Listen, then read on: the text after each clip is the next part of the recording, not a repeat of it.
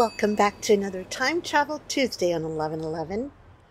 Being that this week is about nature and getting out in it, our episodes will be super short to give you more time and fewer excuses to go play outside. Think back to a time when you most enjoyed the great outdoors.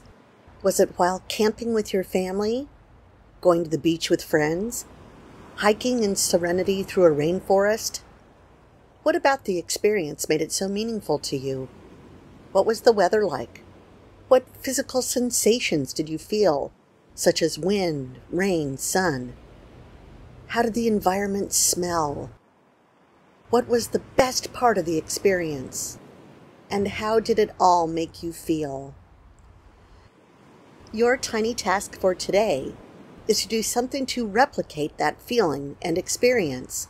If what you most enjoyed was the company with whom you shared the experience, plan a similar outing with those who are close to you now. If the specialness of the situation involved the actual location and the place still exists intact, that's easy. Go back there. If nothing about that bygone experience is available to you, come up with a way to experience the same feelings outdoors today. And if you can, see if you can make it an annual tradition. Wishing you a wonderful time in the great outdoors.